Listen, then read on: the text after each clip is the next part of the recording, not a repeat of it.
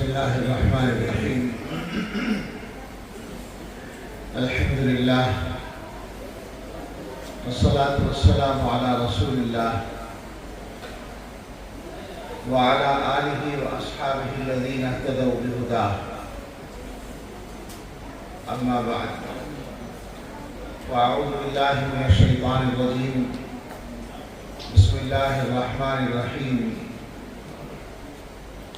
وجعلنا منهم أئمة يهدون بأمرنا لما صبروا وكانوا بآياتنا يوقنون. وقال تعالى: إنهم كانوا يسارعون في الخيرات ويدعوننا رغبا ورهبا وكانوا لنا خاشعين. وقال رسول الله صلى الله عليه وسلم لعبد الله بن عباس رضي الله عنهما: يا غلام أعلمك كلمات احفظ الله يحفظك، احفظ الله تجده تجاهك، إذا سألت فاسأل الله، وإذا استعنت فاستعن بالله، واعلم أن الأمة لو اجتمعت على أن ينفعوك بشيء لم ينفعوك إلا بشيء قد كتبه الله لك، ولو اجتمعوا على أن يضروك بشيء لم يضروك إلا بشيء قد كتبه الله عليك. رفعت الأقلام وجفت الصحف، أو كما قال عليه الصلاة والسلام. اللهم صل على سيدنا محمد وآلہ وأصحابہ وبارک وسلم. اللہ تعالیٰ کا شکر ادا کرتے ہیں کہ آپ حضرات کے درمیان حاضری اللہ نے آسان فرمائی.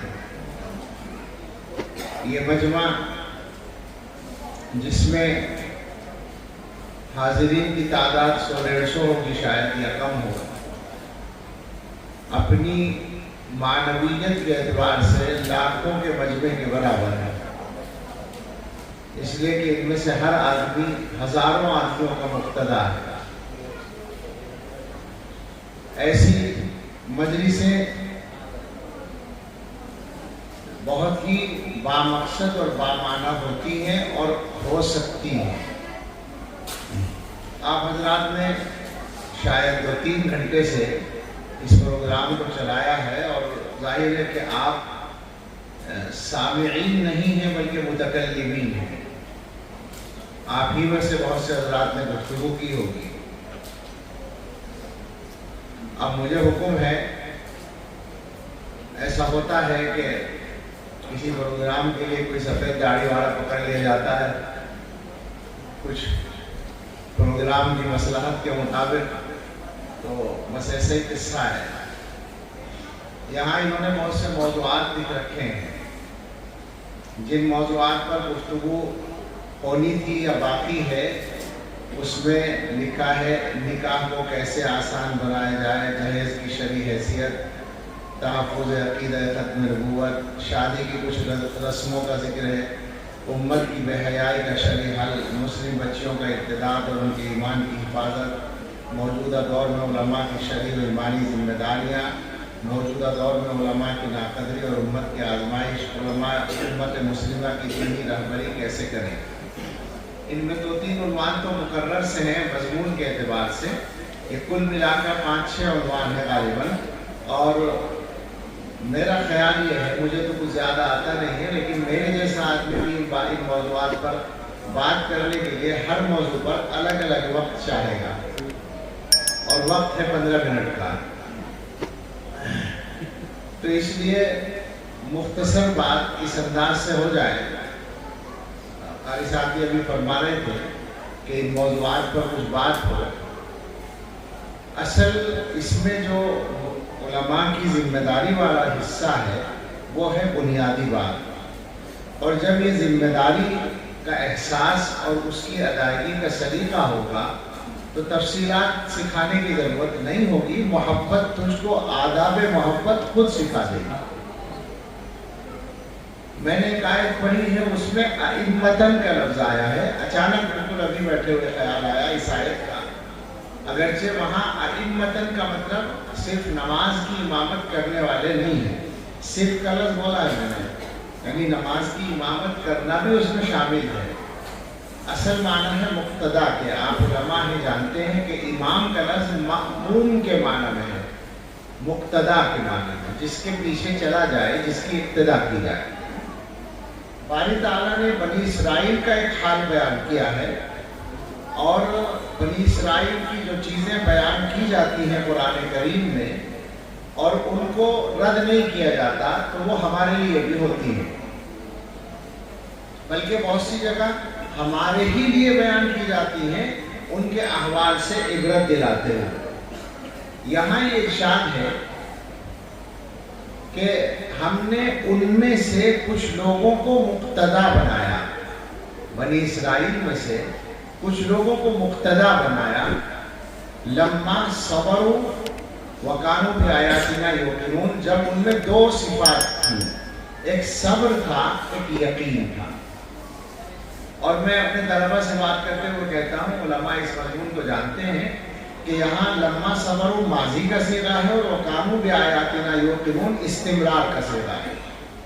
اس سے سمجھ میں آتا ہے کہ صبر پہلے مرحلے پر چاہیے گا، اور اس کے بعد انشاءاللہ شکر کا موقع آ جائے گا، اور وکانوا بآیاتنا یوقنون مستمر چاہیے، شروع سے آخر تک یقین کی صفت ضرور چاہیے۔ تو یہ گویا دو صفات ہیں جو اللہ تعالیٰ نے اس آیت میں قیادت کے لیے، مقتدا بننے کے لیے متعین کی ہیں۔ ہمارے زمانے میں جو قصہ ہے وہ یہ ہے کہ مسلمانوں کے معاملات کی ذمہ داری، اگر آپ اس کو میں ایک دو منٹ میں ایک جائزہ سا عرض کرتا ہوں، اس خیال سے کہ اس موضوع پر آپ حضرات مطالعہ کریں تو اس مضمون کو کھل کر آپ سمجھ لیں گے اور سمجھا بھی پائیں گے۔ رسول اللہ صلی اللہ تعالیٰ علیہ وسلم خاتم النبیین ہیں، آپ کے بعد کسی نبی کو نہیں آنا۔ اس سے پہلے بنی اسرائیل میں کام اس طرح چلتا تھا کہ ایک نبی آئے، ان کو تشریف لے گئے، دوسرے آگے ہو گئے، تیسرے آگے، ایک وقت میں کئی انبیاء بھی ہوتے تھے۔ رسول اللہ صلی اللہ علیہ وسلم کو خاتم النبیین بنا دیا گیا، لہذا ذمہ داری امت پر آ گئی۔ امت میں خلفائے راشدین تو پورے طور سے مرتبہ نبوت تھے، ان کے یہاں تو کسی چیز میں کمی آنے کا کوئی سوال ہی نہیں تھا۔ اس کے بعد تھوڑا سا معیار بدلا، اور پہلی صدی ختم ہوتے ہوتے ایسا ہو گیا کہ مسلمانوں کے انتظامی کام، دنیاوی کام کہیں ان کو، ان کی ذمہ داری حکومت پر رہ گئی، اور دینی معاملات کی ذمہ داری کے لیے ایک طبقہ علماء کے نام سے سامنے آ گیا، یعنی وہ لوگ جن کا اشتغال حکومت کے کاموں میں نہیں تھا بلکہ علم اور دین ہی کے کاموں میں تھا، اور یہ سلسلہ بھی آگے چلتا رہا۔ یہ بات مسلم ممالک میں بھی اسی طرح رہی، اور اس کے بعد ایک وقت اب یہ آیا کہ دنیا میں ایسے ملکوں کی خاصی تعداد ہو گئی جن میں حکومت مسلم نہیں ہے مگر مسلمان بڑی تعداد میں رہتے ہیں، جیسے ہمارے یہاں۔ تو ان علاقوں میں مسلمانوں کے بہت سے دنیاوی معاملات کی ذمہ داری بھی علماء پر آ گئی۔ اس سے آپ اندازہ کر سکتے ہیں، یہ میں نے بہت ہی زیادہ اختصار سے کام لیا، اشارہ کر دیا، آپ میری بات سمجھ رہے ہیں کہ وہ خلافت نبوت کی ذمہ داری، انبیاء کی جانشینی کی ذمہ داری، جو حضرت ابوبکر صدیق رضی اللہ تعالیٰ عنہ نے بالکل اس معیار پر ادا کی تھی کہ حضرات صحابہ نے گواہی دی تھی کہ واللہ قام مقام الانبیاء، صدیق اکبر نے انبیاء کی جانشینی کا حق ادا کر دیا۔ وہ جانشینی کی ذمہ داری آہستہ آہستہ تقسیم ہوئی، اور اب یہ دوبارہ مسلم اقلیتی ممالک میں، بلکہ اس تکلف کی ضرورت نہیں ہے، مسلم اکثریتی ممالک میں بھی صحیح معنی میں دینی ذمہ داری تو علماء کے ہاتھ میں ہے، اور دنیاوی معاملات میں بھی بہت سی جگہ پر علماء کو رہبری کرنی پڑتی ہے۔ اب یہ گویا اب اس ملک میں ہم آ گئے، اور یہ طبقہ ہے جس کے پاس مسجد کی قیادت ہے، مسجد کی امامت ہے. دو لفظ بول دیے میں نے ایک ساتھ. اصل میں بات کیا ہے، بہت ساری چیزیں جو لوگ پڑھے لکھے سمجھے جاتے ہیں ان کے ذہن میں ہوتی ہے. وہ ہمارے مرحوم علامہ اقبال کا ایک شعر لوگوں کو زیادہ یاد رہتا ہے. ہم جیسے ملا لوگوں پر تانا کسنے کے لیے کہ قوم کیا ہے، قوموں کی امامت کیا ہے، اس کو کیا جانے بیچارے 2 رکعت کے امام.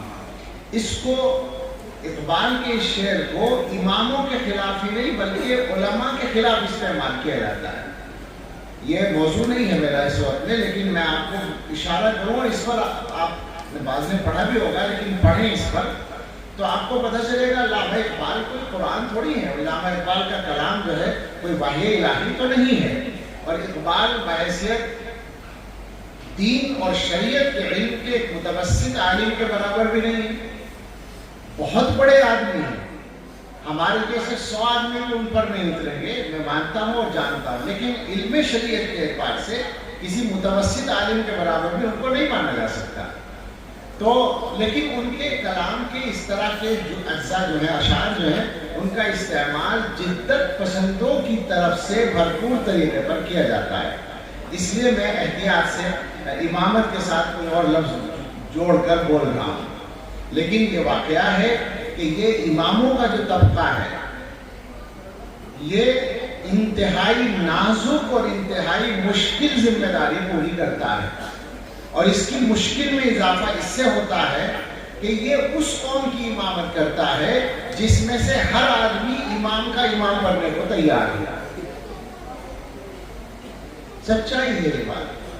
مسلمانوں کے مسائل میں بہت بڑا دخل اس بات کا ہے کہ ہمیں یہی پتہ نہیں کہ ہماری حیثیت کیا ہے، ہماری پوزیشن کیا ہے، ہم کس چیز میں دخل دے سکتے ہیں اور کس چیز میں نہیں دے سکتے. مسجد میں نماز پڑھنے کے لیے آنے والا ہر آدمی انتظام میں دخل دینے کا حق رکھتا ہے اور امام اس کی خوشامد کرنے پر مجبور ہے. یہ صورتحال ہے، غلط بات ہے. مسلمانوں کو اس کو بدلنا پڑے گا ورنہ پھٹتے رہیں گے. سیدھی بات ہے بالکل. تو یہ نازک ذمہ داری یہ طبقہ ادا کر رہا ہے. اور عجیب بات یہ ہے کہ مدعی سست گواہ چست بن کے کام کرنا پڑتا ہے. یعنی جن کے لیے کام کرنا ہے وہ تیار نہیں ہے اپنا کام کرانے کے لیے اور کرنا ہے. یہ صورتحال ہے. اب یہ جو موضوعات ہیں ان موضوعات پر اماموں کو کام کرنا ہے تو یہ کس کی ضرورت ہے؟ عام مسلمان. لیکن اس عام مسلمان بیچارے کو یہی پتہ نہیں کہ میری یہ ضرورت ہے تو اس کو مطلع بھی کرنا ہے کہ آپ اس پریشانی میں مبتلا ہیں. میں طرز نہیں کر رہا ہوں مگر میں کیا کروں، جو سچائی ہے اس طرح وہ زبان پہ آ جاتی ہے. مسلمانوں کو مطلع بھی کرنا ہے کہ آج جناب اس پریشانی میں مبتلا ہے، آپ کو پتہ نہیں ہے، آپ کے گھر میں یہ مصیبت آ چکی ہے، آپ کو پتہ نہیں ہے، اس کا یہ حل ہے، ہم آپ کو بتاتے ہیں. گمراہیاں عام ہو رہی ہیں. یہ جو اس میں کل ملا کر 2 موضوع بڑے ہیں، ایک شادی بیاہ کا مسئلہ ہے اور ایک ایمان کی حفاظت وغیرہ کا مسئلہ ہے. اور دونوں آج کل ایک دوسرے سے جڑے ہوئے بھی ہیں. شادیاں مشکل بنائی گئی ہیں. شادی ہمارے یہاں اسٹیٹس کی علامت ہے. جیسی شادی آپ کریں گے ویسا سماج میں آپ کا مقام سمجھا جائے گا. تو اصلاح کیسے ہوگی؟ اصلاح کا واحد راستہ ہے کہ ماحول ایسا بنایا جائے. یہ بچے جو ہیں انہوں نے ایک جلسہ الگ کر رکھا ہے.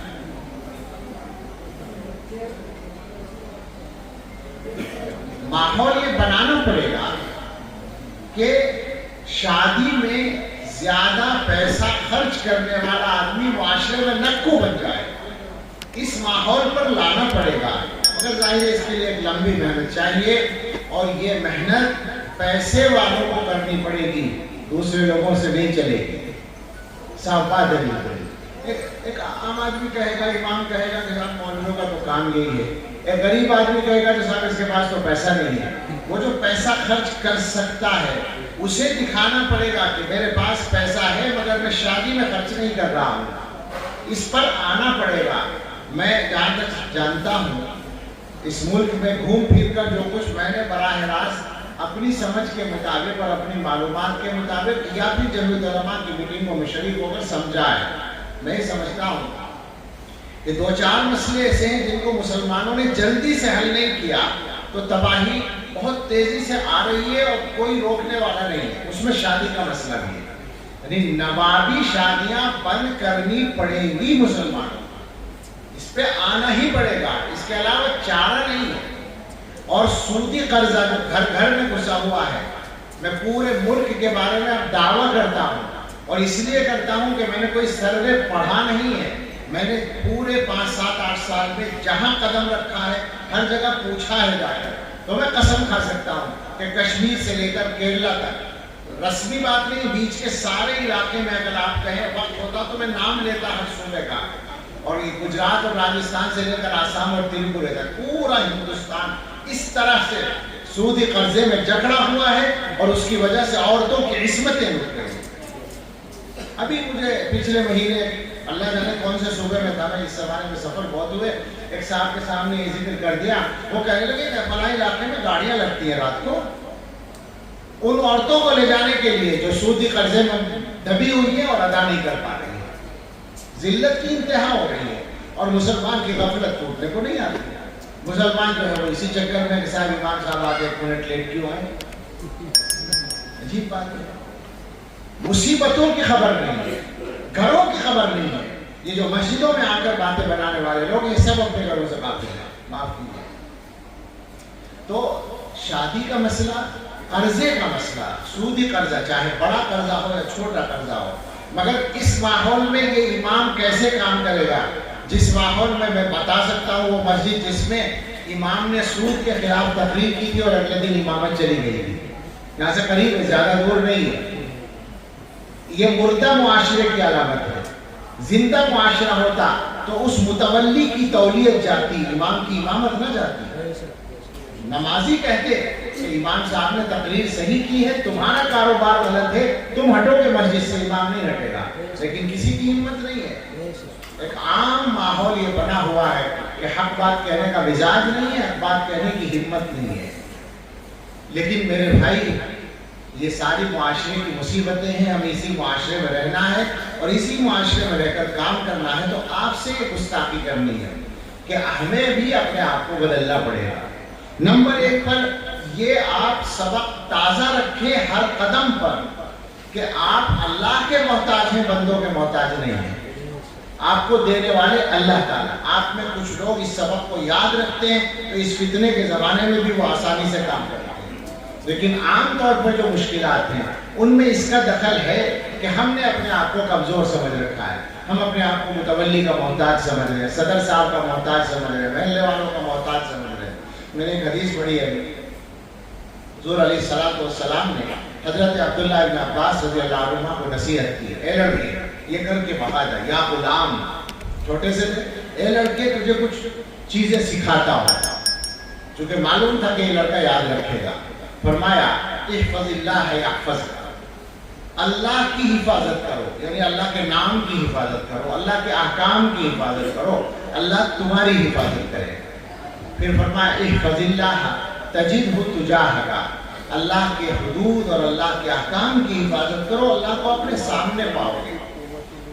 اذا سألت فاسأل اللہ، جب مانگنا ہو اللہ سے مانگو، وَإِذَا اسْتَعَنْتَ فَاسْتَعِنْ بِاللَّهِ، جب مدد طلب کرنی ہو اللہ سے طلب کرو۔ وَاعْلَمْ، اور یاد رکھو، أَنَّ الْأُمَّةَ لَوْ اجْتَمَعَتْ عَلَىٰ أَن يَنْفَعُوكَ بِشَيْءٍ لَمْ يَنْفَعُوكَ إِلَّا بِشَيْءٍ قَدْ كَتَبَهُ اللَّهُ لَكَ۔ یاد رکھو کہ قوم اگر، امت کا لفظ ہے، امت اگر اکٹھی ہو جائے تمہیں کوئی فائدہ پہنچانے کے لیے تو وہی فائدہ پہنچا پائے گی جو اللہ نے لکھ رکھا ہے، اس سے ہٹ کر نہیں۔ وَلَوِ اجْتَمَعُوا عَلَىٰ أَن يَضُرُّوكَ بِشَيْءٍ لَمْ يَضُرُّوكَ إِلَّا بِشَيْءٍ قَدْ كَتَبَهُ اللَّهُ عَلَيْكَ، اور اگر سب متفق ہو جائیں تمہیں کوئی نقصان پہنچانے پر تو صرف وہی نقصان پہنچا سکیں گے جو اللہ نے لکھ رکھا ہے۔ ہوتا سب کچھ اللہ کے کرنے سے، آدمیوں کے ہاتھ میں کچھ نہیں ہے۔ ضرورت اس کی ہے کہ ہم 2 پہلوؤں سے اپنے آپ کو مضبوط کریں۔ ایک علمی پہلو ہے، اس میں انہوں نے لکھا بھی ہے، علماء کو بہت کچھ پڑھنے کی ضرورت ہے، اور خاص طور سے وہ ہمارے عزیز جو امام ہیں مسجدوں میں، ان کے پاس تو موقع بھی ہے۔ موقع تو سب کے پاس ہے، میں سچ کہتا ہوں، بڑے سے بڑے بزی آدمی کے پاس بھی موقع ہے۔ آج کل بزی کا لفظ میں بہت جان بوجھ کے بولتا ہوں کیونکہ لوگ فیشن کے طور پر کہتے ہیں کہ بہت بزی ہیں ہم تو.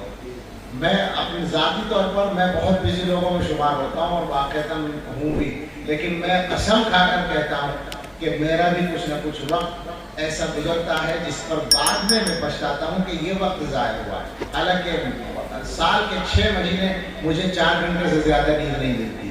یہ میرا حال ہے. اس کے بعد میں آپ کو بتا رہا ہوں کہ میرے وقت بھی ضائع ہوتے ہیں. یہ بزی سب ایسی باتیں ہیں. ہم لوگ اگر مقصد پہ نظر رکھیں تو سب کے پاس وقت ہے، لیکن جو لوگ صرف امامت کرتے ہیں ان کے پاس تو بہت کچھ وقت ہے. ان کو پڑھنا چاہیے. وہ تو ہزاروں صفحات روزانہ پڑھ سکتے ہیں، لیکن عام طور پر روزانہ پڑھنے کا معمول بنائیے، مطالعہ کیجیے. 100-200 صفحہ پڑھنا تو کسی عالم کے لیے کوئی مسئلہ ہی نہیں ہے. شروع میں بھاری ہوگا، چند دنوں کے بعد آسان ہو جائے گا، عادت پڑ جائے گی.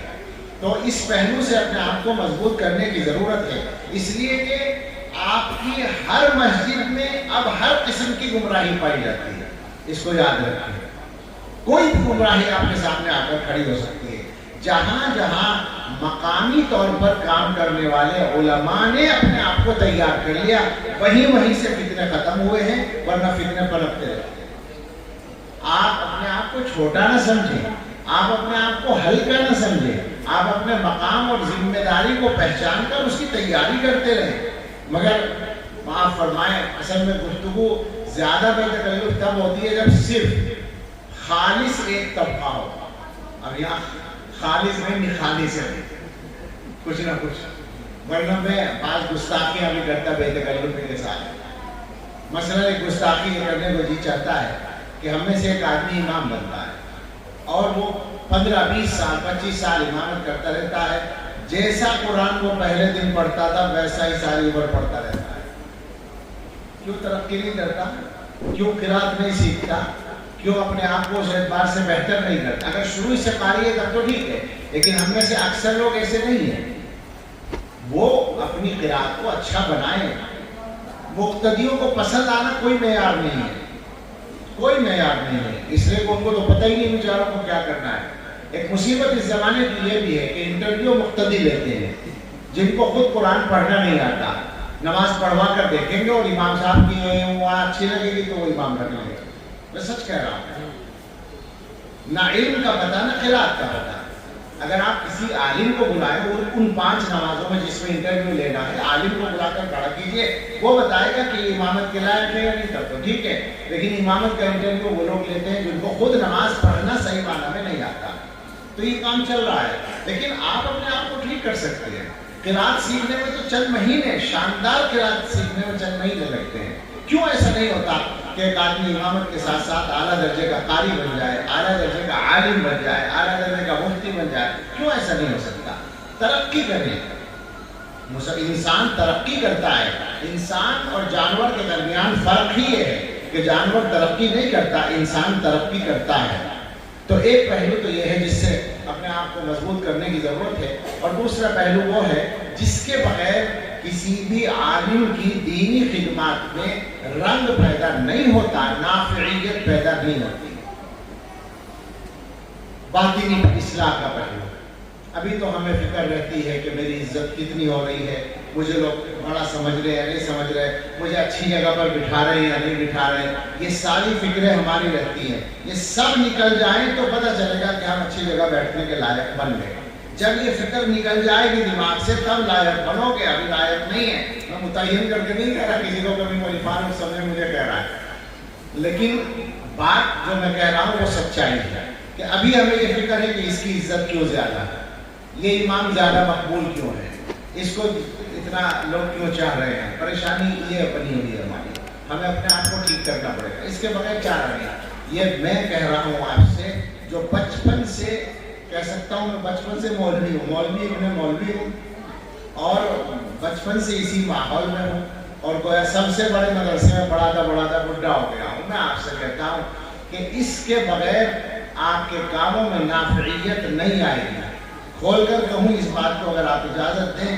آپ ہر جمعے کو تقریر کرتے ہیں، بہترین تقریر کرتے ہیں. آپ کی تقریر سن کے کسی جمعے کو کوئی بے نمازی بنتا ہے، کوئی جھوٹ بولنے والا جھوٹ سے توبہ کرتا ہے، کسی کے گھر کا اختلاف ختم ہوتا ہے. عملی اصلاح کوئی ہوتی ہے کیا؟ مانتے ہیں کہ آپ اچھا بول رہے ہیں اور مانتے ہیں کہ آپ صحیح بھی بول رہے ہیں، وہ جانتے ہیں کہ مولانا جو بات کر رہے ہیں بالکل صحیح بات کر رہے ہیں، لیکن اس کا اثر نہیں ہوتا۔ یہاں دماغ پر محنت ہوئی، دماغ تک جاتی ہے، دل پر جب محنت ہوگی دل تک جائے گی، زندگی اس سے بدلے گی۔ خدا کے واسطے اس پہلو کو کمزور نہ چھوڑیں۔ میں اپنے تجربے کی روشنی میں کہہ رہا ہوں، میں سنا دیا کرتا ہوں، کبھی کبھی دیر ہو گئی ہے۔ ایک دفعہ میں بچپن سے تقریر کرتا ہوں، میرے خیال سے میری عمر 14-15 سال تھی۔ میرے گھر وطن کے لوگ والد صاحب کی وجہ سے محبت کرتے تھے، جبھی سے وہ مجھ سے تقریریں کراتے تھے۔ شرع جامع پڑھنے کے زمانے سے تو پکا یاد ہے کہ میں تقریریں کرتا ہوں، اور دانڈوں میں پڑھاتے پڑھاتے ایک زمانہ گزر گیا۔ حضرت سے تعلق ہونے کے بعد کا یہ قصہ ہے کہ گڑھی دولت میں تقریر کی اور حرام و حلال کمائی پر بات کی، اور بیان کے بعد 7-8 آدمی آئے میرے پاس، میوات کے تھے وہ، کہنے لگے جی ابھی ہم نے بیان سنا ہے اور بس ابھی توبہ کر لی، ہم اپنے کاروبار کو ٹھیک کر لیں، اپنے کاروبار کو حرام سے خالی کرنا ابھی طے کر لیا ہے۔ اچھا میری عادت ہے میں چیزوں کو محسوس کرتا ہوں، تو میں اچانک چونکا کہ یہ کیا قصہ ہے۔ تقریر کی داد لیتے ہوئے تو 20-25 سال ہو گئے اور زیادہ ہو گئے، ہمیشہ بڑی اچھی تقریر ہوئی، یہ کیا ہے؟ تو پتہ چلا کہ یہ تو وہاں کا فائدہ ہے، بدلنا پڑے گا اپنے آپ کو، اس امت کو بدلنا ہے، حالات اچھے نہیں ہیں۔ میں تو یہ سمجھتا ہوں، اب میں اپنی بات ختم کر رہا ہوں، کہ مسلمانوں کے مسائل جو ہیں ان کے حل کی بہت ساری صورتیں ہیں، جمعیت علماء کے شعبے بہت سارے ہیں، اور جمعیت علماء کو بھی اگر آپ جان لیں اور شعبوں کی تفصیلات میں جائیں تو آپ کا ذہن بالکل بدل جائے گا۔ لیکن کل ملا کر جو بات ہے وہ مسلمانوں کو مسلمان بنانے کا کام ہے، صحیح بات یہ ہے، اس کے علاوہ اور کوئی لفظ نہیں، میرے پاس موقع نہیں، ورنہ میں آپ کو رو رو کر اس کی تفصیل بتا سکتا ہوں۔ ہنسنے کا تو موقع ہی نہیں، رونے کا موقع ہے۔ مسلمان جس جگہ کھڑے ہوئے ہیں، یعنی یہ کہ اتنی سنگین صورتحال ہے، جان مال عزت آبرو اور سب سے بڑھ کر ایمان خطرے میں ہے، اور مسلمانوں کو یہ پتہ بھی نہیں کہ ہم کس خطرے سے دو چار ہیں۔ تو ان کا کام صحیح کرنے کے لیے تو ہمیں نمبر 1 پہ اپنے آپ پر محنت کرنی پڑے گی۔ اس پہلو سے آپ حضرات ضرور توجہ دیں۔ اللہ تعالی ہم سب کو اپنی ذمہ داریاں صحیح طور پر ادا کرنے کی توفیق عطا فرمائے، اور آپ کے اس اجلاس کو اللہ تعالی نافع بنائے۔ آمین۔ وآخر دعوانا الحمدللہ۔